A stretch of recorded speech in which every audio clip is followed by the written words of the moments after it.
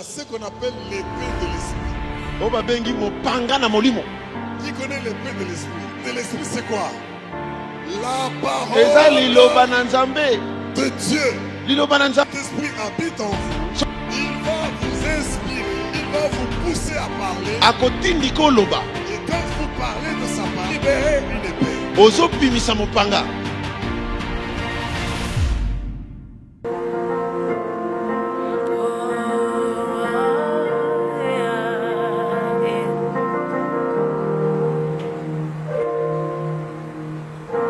Jésus, tu es puissant,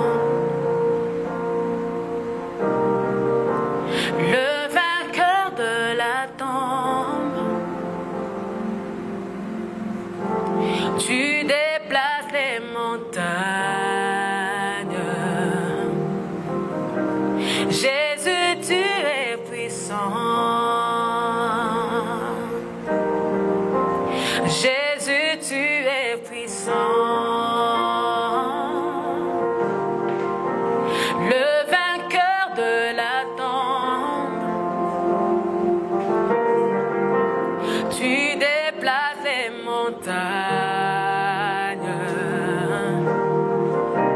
Jésus, tu es puissant.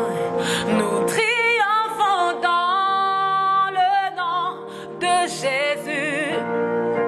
Nous avons la victoire dans le nom de Jésus. Le Christ sur le trône, nous les déclarons. Jésus, tu es puissant.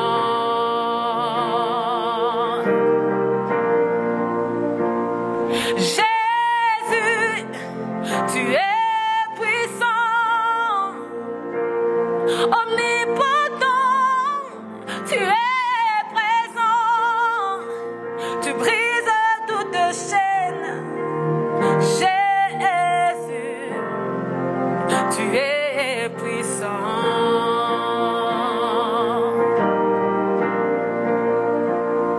Jésus, tu es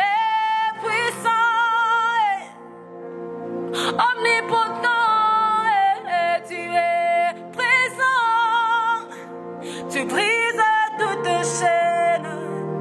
Jésus, tu es puissant. Bonjour bien-aimés dans le Seigneur. Je rends grâce à Dieu qui nous permet de nous retrouver ce soir, ce mercredi 27 mai 2020, pour notre montagne de Pentecôte. Et je souhaiterais ici vous faire un bon accueil à cette montagne qui va prendre 3 jours et qui sera clôturée le dimanche 31. Et je vous assure, vous allez voir défiler des hommes de Dieu bien, que le Seigneur a équipés pour nous annoncer la parole. Et tout ceci sera clôturé par un message puissant qui sera donné en ce jour particulier de la Pentecôte, le 31 mai 2020, par notre Père, l'archevêque Diamant Bob Kalonji, que je salue et j'honore avec l'évêque Judith. La foi en tant que don du Saint-Esprit. Et c'est aussi le thème de notre montagne de prière pendant ce temps. Et pour ceux qui ont suivi nos messages ou les messages qui ont été donnés durant tout ce mois, vous allez voir que notre Père nous a parlé de la foi pour accéder au trésor des ténèbres. Il nous a aussi parlé de la vision, un trésor des ténèbres. La foi et les images taillées dans les ténèbres. Sans revenir sur tous ces enseignements qui sont disponibles sur toutes nos plateformes, que je vous encourage d'aller consulter, tels que repris sur le bas de notre écran. Ces messages sont des messages qui nous encouragent pendant ce temps particulier où pour la plupart nous sommes confinés. Ces messages nous aident à renouveler notre intelligence, à changer d'attitude pour savoir comment faire face aux grands événements qui arrivent, qui ne sont pas toujours des événements heureux. Alléluia. Mais aujourd'hui, le Seigneur m'a mis à cœur de vous partager un message que j'ai intitulé comme suit. Rappelez-vous que le thème, du moins le grand thème, c'est la foi en action, la foi en tant que don du Saint-Esprit.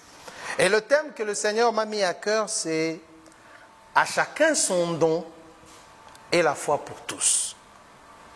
Et le texte de base que j'aimerais que nous puissions utiliser pendant ce temps, c'est 1 Corinthiens 12 à partir du 4e verset jusqu'au 9e verset. Et je vous convierai à aller lire le texte de Actes des Apôtres, le chapitre 1er, 2e et 3e, parce que nous sommes pendant ce temps de la Pentecôte. Alléluia. 1 Corinthiens 12, 4 à 9. Qu'est-ce que ce texte nous dit? Écoutez ce que ce texte nous renseigne. C'est Paul qui écrit aux Corinthiens. Il dit ceci: il y a diversité de dons, mais le même esprit. Diversité de ministères, mais le même Seigneur. Diversité d'opérations, mais le même Dieu qui opère tout en tous. Or, à chacun la manifestation de l'Esprit est donnée pour l'utilité commune. En effet, à l'un est donné par l'Esprit une parole de sagesse, à un autre une parole de connaissance, selon le même Esprit. À un autre la foi par le même Esprit, à un autre le don des guérisons, par le même Esprit, à un autre le don d'opérer des miracles, à un autre la prophétie, à un autre le discernement des esprits, à un autre la diversité de langues, à un autre l'interprétation de langues. Un seul et même esprit opère toutes ces choses, les distribuant à chacun en particulier comme il le veut. Alléluia. Est-ce qu'on peut acclamer pour notre Dieu parce qu'il est celui qui nous fait un grand bien? Seigneur, merci pour cette parole que tu vas nous donner. Nous prions, Seigneur, au Dieu de gloire, qu'elle puisse nous remplir. Ô Seigneur Jésus, nous te confions ces moments et déclarons ta Seigneurie. Cher Saint-Esprit, viens, conduis-nous dans toute la vérité et que chacun puisse recevoir sa part. Merci de nous conduire pendant ce temps. Au nom puissant de Jésus. Amen. Bien-aimés dans le Seigneur, comme nous l'avons lu dans 1 Corinthiens 12, Paul ici nous renseigne ou nous montre ou présente le Saint-Esprit comme le dispensateur des dons.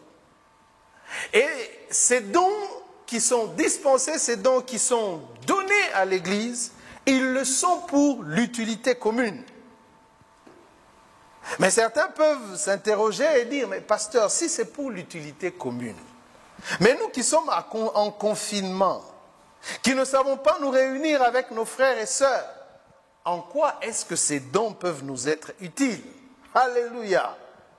Bien-aimés dans le Seigneur, l'histoire des 3 premiers chapitres des Actes nous montre une manifestation utile de ce don de la foi. Comment est-ce que ce don s'est manifesté?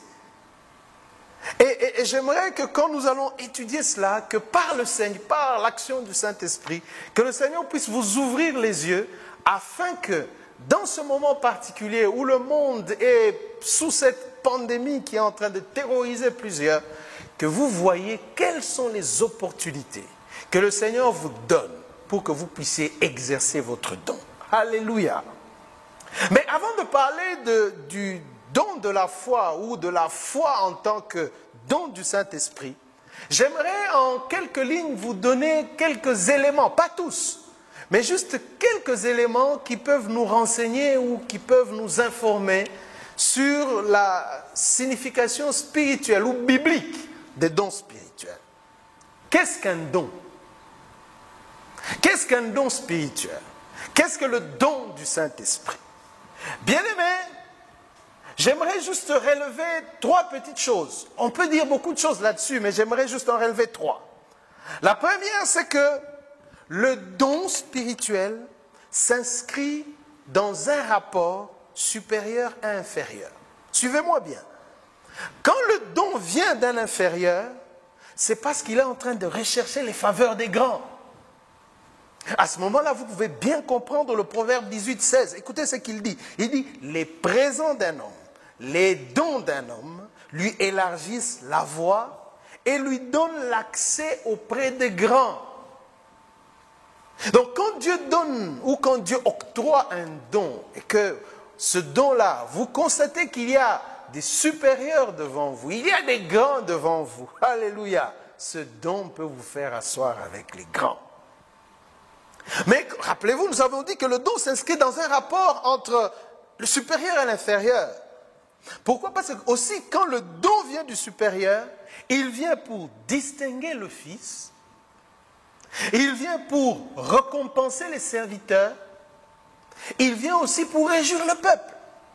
C'est comme ça que vous pouvez voir que même les grands rois à leur époque pouvaient faire des grands dons au peuple parce qu'ils voulaient les réjouir. Abraham est allé épouser, a marié son fils avec sa propre dot. Pourquoi? Parce qu'il a voulu distinguer son fils des autres serviteurs. Ça, c'est ce que le don veut. Donc le don, il peut venir aussi d'un supérieur. Et aujourd'hui, je crois, Dieu voulant, Dieu veut que nous puissions comprendre que Jésus-Christ est le don de Dieu. Jésus est le don que Dieu a donné aux hommes, que Dieu a octroyé aux hommes.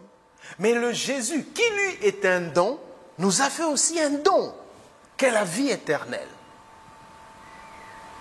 Mais il n'y a pas que Dieu qui a fait le don de Jésus. Il n'y a pas que Jésus qui a fait le don de la vie éternelle. 1 Corinthiens nous renseigne aussi que le Saint-Esprit octroie aussi des dons. Et 1 Corinthiens 12, certes, nous renseigne qu'il y a 9 dons, mais il n'y a pas que ces 9 dons. Ne nous bloquons pas là-dessus. Parce que quand vous lisez dans Romains 12, on ajoute d'autres dons. Vous pouvez même aller au-delà d'une dizaine de dons. Ça, c'est quelque chose d'important qu'il faut retenir. Les dons s'inscrivent dans le rapport inférieur et supérieur. Mais le don s'inscrit aussi dans la relation de la personne avec la communauté. Pourquoi? Parce que le don, premièrement, est personnel. Dieu équipe chacun d'entre nous d'un don particulier. Et il n'y a personne qui connaisse le Seigneur et qui n'ait reçu de Dieu un don. C'est comme ça que Romains 12, 6 peut dire, puisque nous avons des dons différents, selon la grâce qui nous a été accordée, à chacun un don. Et bien aimé dans le Seigneur, si vous n'avez pas encore discerné quel est le vôtre, si vous êtes encore en train de chercher pendant ce temps, au moment où je suis en train de parler, par l'action du Saint-Esprit, je prie que le Saint-Esprit que le Saint-Esprit vous ouvre les yeux, que vous puissiez discerner quel est votre don.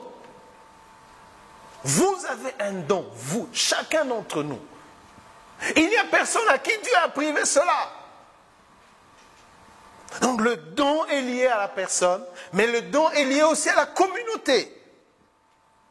Le don est communautaire en ce que le Saint-Esprit l'octroie pour le bien commun, pour l'utilité commune. Et j'aime ce que 1 Corinthiens 14, 12 nous dit. De même vous, puisque vous aspirez au don spirituel, que ce soit pour l'édification de l'Église. Bien aimé, vous ne recevez pas le don juste pour vous fanfaronner, pour bomber le torse et dire, moi j'ai le don de ceci, j'ai le don de cela. Mais si vous avez le don, c'est pour l'édification de l'Église. C'est pour l'utilité commune. Donc c'est en cela que le don est à la fois individuel et communautaire. Et si vous maîtrisez cela, vous allez voir que vous allez être utile. Et vous serez épanoui. Alléluia. Troisième chose importante à retenir sur le don, c'est que le don ou les dons du Saint-Esprit, le don spirituel, s'inscrit dans la liberté de l'Évangile. Bien aimé, c'est pour cette raison qu'on peut y aspirer. Et j'aime ce que Paul nous dit dans 1 Corinthiens 12, 31. Il dit ceci, aspirez aux dons les meilleurs. Et je vais encore vous montrer une voie par excellence. Bien aimé, que votre logique, que votre façon d'appréhender, que la philosophie que vous avez de la vie ne vienne pas vous bloquer pour que vous puissiez dire que non, voilà, il n'y a qu'à tel qu'on a donné et moi je ne peux pas recevoir. Non, bien aimé. Ce n'est pas une fatalité. Paul nous renseigne, après avoir énuméré les différents dons, après avoir montré comment est-ce qu'ils agissent pour l'utilité commune, mais Paul fait une incise importante. Il dit, on peut aspirer aux dons. Et j'aime cette insiste. Pourquoi? Parce qu'il nous dit pas seulement qu'on peut aspirer aux dons, mais qu'on peut aspirer aux dons les meilleurs.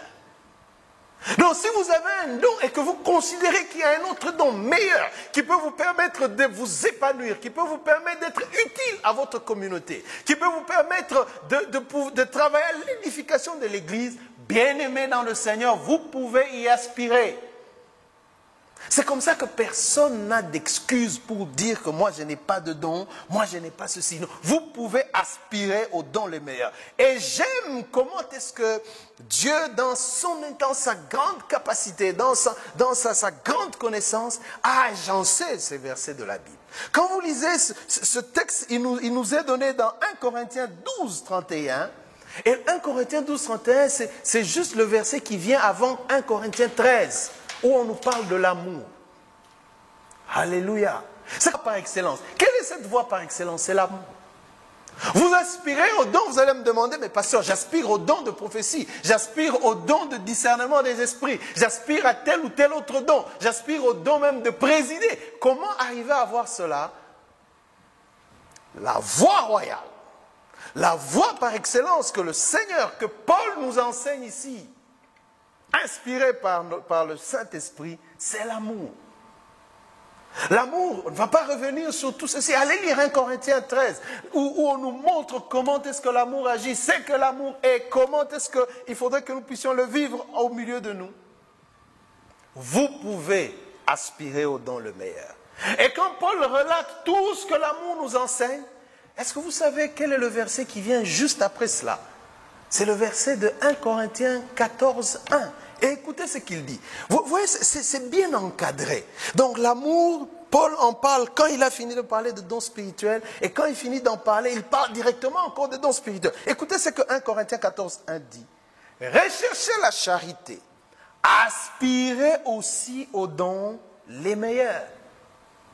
Bien-aimés, si vous avez de l'amour en vous, si vous avez de la compassion en vous, si vous avez la passion pour les choses de Dieu, la passion pour les âmes, la passion pour le salut de tous ceux qui sont autour de vous, oh, croyez-moi, sans être prophète, vous pouvez avoir aujourd'hui, pendant que je suis en train de vous parler, au moment où je suis en train de vous parler, vous pouvez avoir et exercer un don spirituel.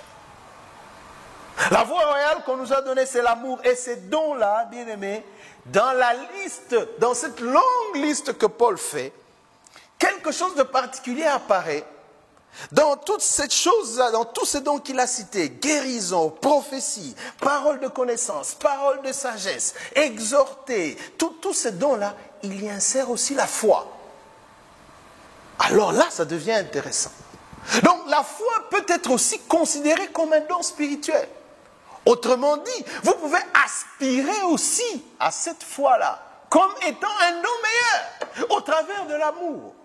Oh bien-aimés, même si vous êtes le plus incrédule autour de vous aujourd'hui, Dieu est disposé à vous accorder le don de foi. Mais il faut juste y aspirer.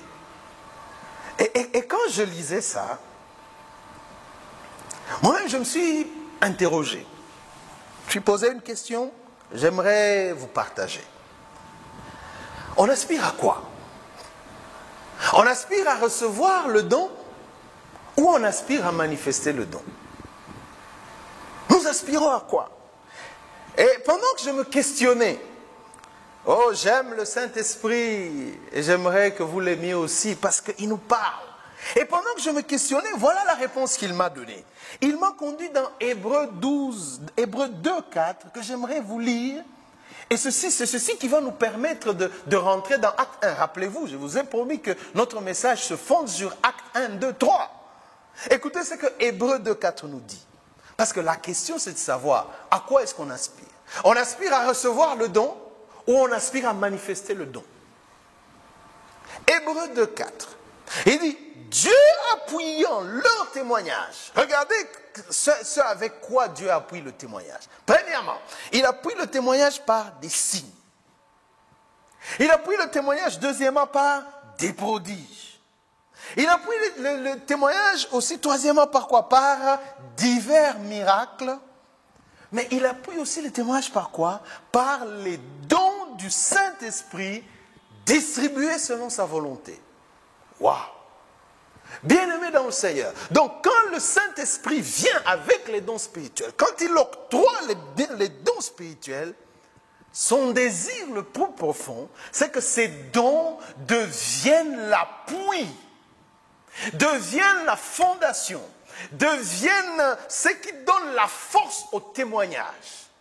Oh, j'aimerais dire à quelqu'un, la foi comme don de l'esprit, c'est une arme pour le témoignage.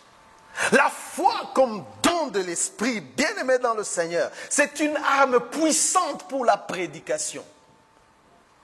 La foi, don du Saint-Esprit, c'est le moteur même de l'enseignement de la parole de Dieu.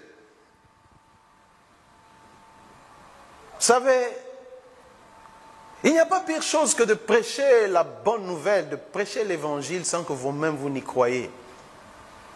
C'est en cela que Dieu vient, le Saint-Esprit vient et il vous donne il vous octroie ce don-là. N'oubliez pas, il n'y a pas de restrictions. Vous pouvez y aspirer, mais quand vous aspirez, vous aspirez pour recevoir ou vous aspirez pour donner? Hébreu ici nous renseigne, Hébreu ici nous montre que si vous aspirez à cela, c'est pourquoi? C'est pour que vous puissiez manifester cela. En faisant quoi? En témoignant. Aujourd'hui, bien-aimé dans le Seigneur, j'aimerais encourager quelqu'un à pouvoir témoigner du Seigneur. Je ne parle pas d'organiser une grande campagne d'évangélisation. Je ne parle pas d'organiser un séminaire comme celui-ci. Non, mais je parle de témoigner, bien-aimé. Même en confinement, là où vous êtes, vous pouvez témoigner. Vous êtes-vous interrogé si tous vos enfants connaissent vraiment le Seigneur? Si vos parents connaissent le Seigneur? Si vos employés de maison connaissent le Seigneur? Si même différentes personnes que vous rencontrez partout que vous soyez, malgré le confinement, connaissent le Seigneur? La foi, en tant que don de l'Esprit, bien-aimé dans le Seigneur, Dieu l'envoie pour qu'elle vienne comme soutenir la prédication de son évangile. Je vais terminer, bien-aimé dans le Seigneur, en vous brossant rapidement le tableau de Actes 1, 2, 3. Je vous conseille vivement d'aller le lire parce qu'il nous enseigne. Il nous montre comment est-ce que la foi agit dans les ténèbres comme le don de l'Esprit. Alléluia. Bien-aimés dans le Seigneur, ici j'aimerais vous donner une vérité, un principe et quelques instructions et puis nous allons prier. Et je crois que le Seigneur va accomplir quelque chose de particulier dans la vie de quelqu'un aujourd'hui. Voyez un peu cette histoire. Nous sommes dans Acte 1. Jésus-Christ est ressuscité. Jésus-Christ fait beaucoup d'apparitions. Il apparaît à Pierre, il apparaît à Jean, il apparaît à tous les disciples. Thomas touche même sa blessure. Il apparaît à il fait beaucoup d'apparitions. Il parle, il soutient, il reconforte, il exhorte ses disciples. Pendant 40 jours, il est avec eux. Mais il y a quelque chose qui me frappe dans cette histoire, c'est que Jésus-Christ leur demande de rester à Jérusalem. Du reste, il est allé récupérer Pierre et les autres qui étaient déjà rentrés en Galilée. Mais quand il les amène, il vient avec eux et leur dit, attendez. Oh bien-aimés, j'aimerais vous dire un secret important, une vérité capitale. Il faut savoir attendre le Saint-Esprit. Parce que je me suis posé la question. Entre le moment où Jésus-Christ est ressuscité, Jésus a fait 40 jours et puis Jésus-Christ est monté au ciel. Mais pourquoi Jésus n'a-t-il pas attendu le Saint-Esprit à la Pentecôte? Il pouvait rester avec eux jusqu'à la Pentecôte. Pourquoi est-ce qu'il les a laissés 10 jours seuls, confinés dans la chambre haute? C'est nous, le corona nous a confinés, mais eux, ils étaient confinés par le Saint-Esprit. Oh, bien-aimé, j'aimerais que tu profites de ce moment pour que tu apprennes à attendre le Saint-Esprit. L'attente du Saint-Esprit, c'est quelque chose de très capital dans la vie d'un enfant de Dieu. Et pendant qu'ils étaient là, bien aimés, pourquoi aussi le Saint-Esprit n'est-il pas venu avant? Ça aurait été logique que Jésus, avant de quitter la terre, et le Saint-Esprit, quand il vienne, qu'il fasse une remise et reprise. Non, mais Jésus est parti. Pendant 10 jours, ils sont restés seuls. Oh, bien-aimé, j'aimerais te dire, toi qui, là où tu es, quelles que soient les difficultés que tu rencontres, quelles que soient les ténèbres dans lesquelles tu es, tu as senti la présence de Jésus, tu as vu des choses se manifester, mais à un moment, tu sens comme un vide. Ni Jésus, ni Saint-Esprit. Seul avec toi-même. Alléluia. Mais pourquoi est-ce que Jésus les a laissés seuls? Bien-aimé, une chose importante à retenir, c'est que il est important d'attendre le Saint-Esprit. Pourquoi? Parce que dans les moments de ténèbres, comme notre Père nous a enseigné, bien-aimé dans le Seigneur, Dieu permet de paramétrer les ambitions de l'homme par rapport à sa volonté. Vous savez, quand vous achetez un nouveau téléphone comme ça, et vous mettez votre SIM, l'opérateur vous envoie des messages. Il vous envoie des messages pour vous dire, il faut cliquer yes pour paramétrer. Il y a des choses pour lesquelles vous avez besoin de vous paramétrer. C'est comme ça que Dieu, Jésus, sachant que le Saint-Esprit venait, il n'a pas dit, Jésus a dit, je ne fais pas de remises et reprises, mais il faut qu'il se paramètre pendant ce temps. Et pendant ces 10 jours, bien-aimés dans le Seigneur, regardez ce qui s'est passé. Il les a laissés là où ils étaient. Ils se sont mis ensemble. Ils sont partis. La Bible dit, ils ont prié ensemble. Et quand ils ont prié ensemble, mieux encore, la Bible dit, ils ont même remplacé Judas qui était parti. C'est quand tout ce tableau est redevenu clair et que le Saint-Esprit, qui est un bon agent marketeur, a attendu le jour de Pentecôte, où des gens sont venus de plusieurs endroits, où tout le monde s'est retrouvé à Jérusalem. C'est le jour où le Saint-Esprit est descendu. Oh, j'aimerais te dire, quel que soit le temps pendant lequel tu as attendu, le Saint-Esprit attend le bon moment. C'est pour cela qu'il est important que tu saches attendre. Alléluia. Deuxième chose, bien-aimée, que j'aimerais que nous puissions retenir, c'est dans Acte 2. Qu'est-ce qui se passe dans Acte 2? Une fois que Dieu a vu qu'ils se sont paramétrés, une fois que le Saint-Esprit a senti que c'était le bon moment, la Bible déclare que le Saint-Esprit est venu. Et quand le Saint-Esprit est venu, le Saint-Esprit est descendu sur eux. Bien-aimé dans le Seigneur, j'aimerais te dire ceci. Si l'attente du croyant, si l'attente du chrétien attire l'action du Saint-Esprit, le Saint-Esprit donne un résultat à l'action de l'homme. Je repense là pour que tu le saisisses bien. Bien-aimé, si le fait d'attendre le Saint-Esprit fait que tu attires l'action du Saint-Esprit dans ta vie, quand le Saint-Esprit vient dans ta vie, le Saint-Esprit donne du résultat à tes actions. Regardez Pierre. Pierre a prêché avec Jésus. Ce n'est pas le premier jour où Pierre prêche. Pierre a même chassé les démons. Mais regardez quel résultat. Après 3 ans de ministère, ils se sont retrouvés seulement à 120. Je vous pose la question. Où sont partis les 4000 qui ont mangé le pain? Où sont partis les 5000? Où sont partis les gens de la Décapole? Où sont partis les gens de la Galilée? Oh, bien-aimé dans le Seigneur, tu as ton ministère, tu as des choses que tu fais, ça peut être des affaires, ça peut être en famille. Tu regardes, tu vois, il n'y a pas d'impact. Oh, si tu as la foi, par l'action du Saint-Esprit, il peut te donner des résultats. Quand le Saint-Esprit est venu, en un jour, Pierre a gagné 3000 âmes. En un jour. Et j'aime la précision que le livre de Actes donne. Il n'a pas seulement gagné des âmes. La Bible dit que ces personnes ont cru, ces personnes ont été baptisées, et ces personnes sont devenues même des disciples. Oh, je déclare que quand le Saint-Esprit viendra, il va te donner de l'impact. Dernière chose, et j'aimerais m'arrêter par là. On est maintenant au chapitre 3. Rappelez-vous, nous sommes en train de parler de la foi en tant que don du Saint-Esprit. Premier principe que nous avons donné, il faut savoir attendre le Saint-Esprit. Il vous permet de vous paramétrer. Deuxième chose, quand le Saint-Esprit vient, il vous donne de l'impact. Et troisième chose, maintenant, quand le Saint-Esprit, parce que rappelez-vous la question que j'ai posée au début, on aspire à recevoir ou on aspire à donner? Quand le Saint-Esprit est venu, bien-aimé, Pierre a reçu quelque chose. Mais Pierre ne s'est pas arrêté là. Si vous lisez dans Acte 3, à partir du verset 6, c'est l'histoire de l'impotent qui était devant la porte du temple. La Bible dit qu'ils sont sortis. Oh, je ne veux pas te demander de sortir pendant ce temps de confinement, mais j'aimerais te donner quelques instructions qui peuvent t'aider, comme Pierre, à pouvoir manifester de l'impact, à pouvoir aspirer non seulement à la réception des dons, mais à leur manifestation. Pierre et Jean, la Bible dit qu'ils sont arrivés au temple, et quand ils sont arrivés au temple, la Bible dit qu'un homme qui était là, que l'on mettait là-bas pour mendier, il les a vus, et quand il les a vus, il leur a demandé de l'aumône. Première chose que le Seigneur voudrait nous enseigner, que pour laquelle j'aimerais que nous puissions prier, c'est que dans la vie, si vous voulez exercer votre don spirituel, apprenez à détecter les vrais besoins.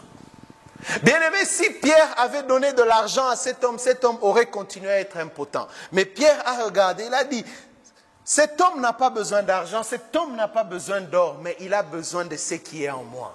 Alléluia. Et on en arrive à la deuxième chose importante, deuxième instruction importante. Deuxième instruction que vous devez faire, vous devez discerner la puissance de Dieu qui est en vous. Il a détecté le vrai problème de cet homme, mais il a aussi discerné la puissance qui était en lui. Parce qu'il a regardé, il lui a dit, je n'ai ni or, je n'ai ni argent, mais ce que j'ai. Alléluia, qu'est-ce que tu as? J'aimerais te dire que tu as le don de Dieu. Troisième instruction que j'aimerais que tu puisses mettre en action, c'est que il faut appliquer la foi que vous avez en Dieu sur vous-même aussi. Si vous croyez que Dieu peut guérir les malades, croyez aussi que Dieu peut guérir les malades par vous. Si vous croyez que Dieu peut faire des miracles, croyez aussi que Dieu peut faire des miracles par vos mains. Dernière chose, et c'est par là que je vais m'arrêter.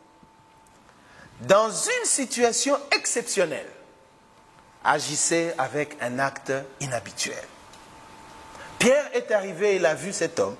L'habitude aurait voulu qu'il puisse lui donner de l'argent. L'habitude aurait voulu qu'il puisse avoir pour lui pitié. Mais il a fait un acte inhabituel et le miracle s'est passé. Alléluia. Bien-aimé dans le Seigneur.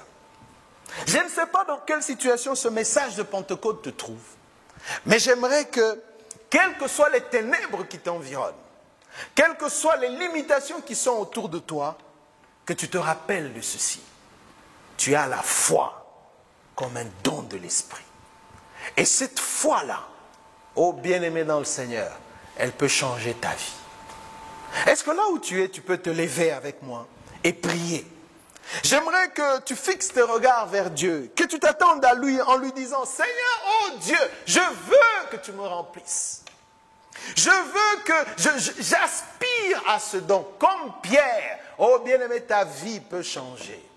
Là où il n'y avait pas de résultats, des résultats peuvent commencer à se manifester. Que là où tu es, élève ta voix, élève ta voix. Si tu as entendu cette prédication, tu as entendu ce message, c'est parce que le Seigneur veut faire quelque chose de particulier. C'est parce que le Seigneur veut ouvrir des choses dans ta vie. C'est parce que le Seigneur veut commencer de nouvelles choses. C'est parce que le Seigneur veut amorcer une nouvelle voie dans ta vie. Et si tu le crois, je déclare qu'au nom puissant de Jésus, cela s'accomplit dans ta vie maintenant. Si tu crois en cette parole, est-ce que comme moi tu peux acclamer et dire un grand amen? Parce que l'Éternel a accompli quelque chose de grand. Père, merci pour ce que tu as fait dans la vie de ton peuple. Merci, ô Dieu de gloire, pour les malades que tu as guéris. Merci, ô Dieu Tout-Puissant, pour les impotents auxquels tu as rendu la force. Merci, ô Dieu de gloire, pour le discernement que tu as accordé à tes enfants. Merci pour les guérisons, ô Dieu de gloire. Merci, toi qui as ranimé les dons dans ton Église. Merci, ô Dieu de gloire, parce que tu nous rends efficaces, chacun dans son environnement. Au nom puissant de Jésus, nous avons ainsi prié et nous disons un grand Amen. Alléluia, alléluia. Merci Seigneur. Oh bien-aimé dans le Seigneur, nous avons passé un agréable moment et je crois que le Seigneur qui y est fidèle a accompli de grandes choses. J'aimerais vous rappeler que notre montagne ne vient que de commencer aujourd'hui, mercredi 27. Nous allons continuer demain, jeudi, vendredi. Samedi, nous allons prendre une pause. Et le dimanche, nous allons avoir notre grand culte de Pentecôte avec notre Père l'archevêque. Saisissez ce temps pour que vous puissiez vous apprêter. Attendez-vous à quelque chose. Dieu va faire des grandes choses. Bien-aimés dans le Seigneur, vous pouvez nous suivre. Tous les messages qui sont postés ici, il y a toutes les adresses qui sont là sur toutes nos plateformes. Ces messages sont disponibles, suivez-les. N'oubliez pas aussi, il y a des numéros qui apparaissent. Vous avez besoin de prière, vous avez besoin de réconfort, vous vous sentez perdu, appelez. Bien-aimés dans le Seigneur, il y a quelqu'un qui a un don pour votre solution. Et si vous voulez aussi offrir au Seigneur, parce que c'est tout un culte. Même si vous ne savez pas vous déplacer, il y a tous les numéros des messageries financières, notre compte en banque. Vous pouvez utiliser tous ces moyens que la technologie met à notre disposition pour vous acquitter de votre culte.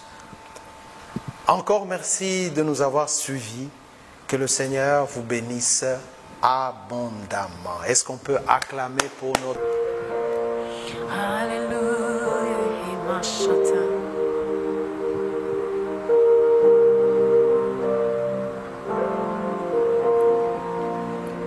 Que le faible dise, je suis fort.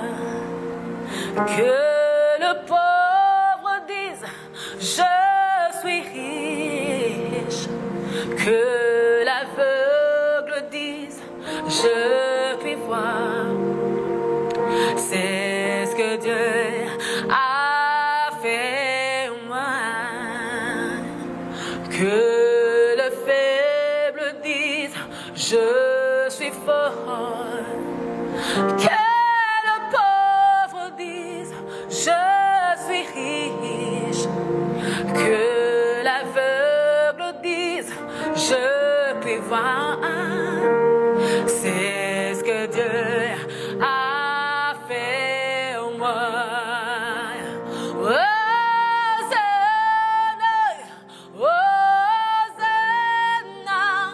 À l'agneau immolé.